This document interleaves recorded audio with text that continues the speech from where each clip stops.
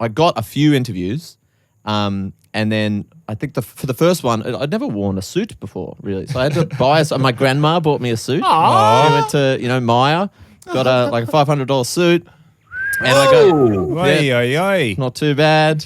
And so I went in there for Granny Warbucks over here.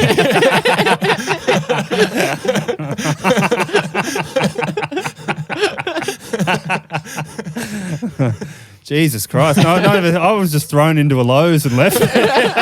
no one took me to Maya. And the jacket that hangs down to my ankles. Put a belt around it. Get into the interview. The only thing my parents could afford from Lowe's was the girls' school uniform. You should have gone to Tarot Gash. Yeah. Sorry about that. It's all right, mate. You miss 100% of the shots you don't take. Never stop being you. So you got a brand new suit. You're walking into a big law firm. So I go in there, and it's just a very stuffy kind of formal vibe, which I felt uncomfortable in from the get-go. We go into quite a formal room. Like a boardroom? Yeah, so it was literally in a boardroom. I think because they're kind of trying to flirt with you as well. They want the top candidates. So they're trying to make themselves look very official to kind of get the people who are better than me, but it was all just very intimidating for me. There were two kind of there was one partner guy who was just, and this was true of all the interviews I did. There's a partner who's fucking just bored. They don't they're not listening. Yeah. White guy? Oh yeah. He's a partner of a law firm, Jerry. What are you? I didn't even want to ask. I think we're still waiting for the first female one of those. Yeah. Race isn't even a thing. Yeah. Shout out to law, man. They're keeping it real over there. Keeping it white and in charge. Love you, baby. Oh man. But there's an older guy and then kind of a less senior lawyer guy and then two HR people. So there's 4 people sitting across from me and I'm in this big kind of fancy leather chair. And I was pretty nervous from the get-go, but getting through it.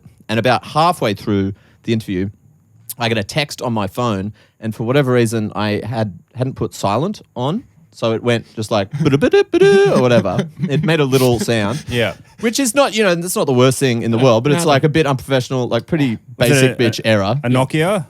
No, it was an iPhone at the time. It was an iPhone, okay. But then I realized at the time, the settings on my phone, I had a setting at the time, which I think was a bit popular at the time. It meant that if I didn't check it within 2 minutes, it goes off again. It goes off every 2 minutes, which who would have that now? Yep. But it was kind of popular at the time. I've got that on still. That's great. Really? It lets me It know. feels like 2 messages.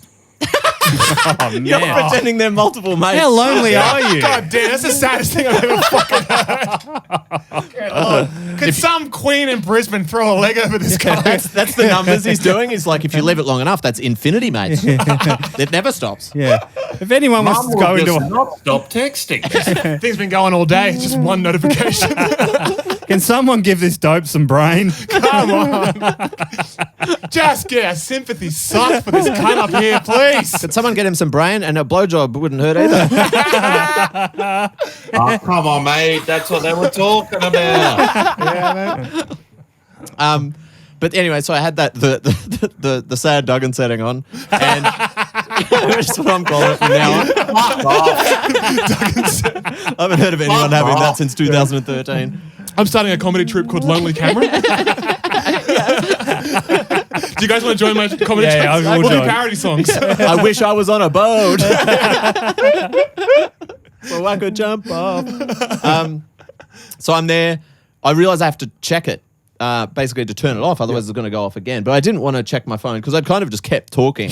Your steam And I've just gone through, so I can't be oh, sorry, I've got a text. So I thought I'd just, under the table, kind of try and get there like in school or whatever, get my phone out of my pocket and put it on silent. So I'm trying to not move my shoulder as much as possible while I'm talking shit to the... And I don't think I'm doing a great job. Also, the suit is new. The pocket situation is you go up and around. You know what I mean? It's fucking hell.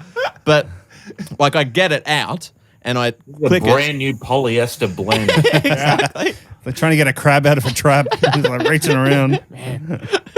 I'm thinking of Grandma. Why can you got Also, why are you moving like a Lego man? Just move your elbow. No, he mostly moves like a Lego man. You've got to avoid moving your shoulder because anything under the table you can move, but you want to keep your shoulder still. Yeah. What are you popping and locking to check your fucking phone? No, it was all about the angles. You know what I mean? Yeah. All right. But I get in Sorry, there. I'm just trying to contribute something. Don't bother, man. It's going great. Keep it to yourself. We're back, boys. So I get it out, put it on silent, but I wanted to avoid future shoulder movement. Yes. So I didn't want to put it back in my pocket. So I just put it behind me on this leather chair. And I thought, at the end, I'll just be like, my phone fell out of my must have pocket. slipped Like, out. that's not bad. You can't get in trouble for your phone falling out of your pocket, right? Yeah. So I'm like, done. End of crisis. Continue talking. Continue being interviewed, very nervous, but no further problems with the phone. And then it gets to the vibe where like the interview's wrapping up. And around that stage, I was like, well, I'm going to have to do a bit of acting because I've got to notice the phone and make that look quite naturalistic. Like this wasn't a big plan that I've been doing and thinking about. I've got to make it seem like, I've just noticed the phone.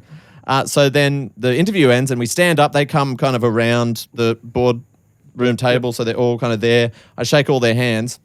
And as I'm kind of turning around to go to the door, I go, would you look at that? To try and notice the phone. But as I go, would you look at that? I point down at the leather boardroom chair and there's a huge patch of sweat in the shape of my ass on the leather chair. And Getting there, brother. the phone's kind of up to the side. You can't even see the phone. So from their perspective, I've been like, would you look at that? Have a look at that, fellas. 7 pounds of sweat in that leather chair.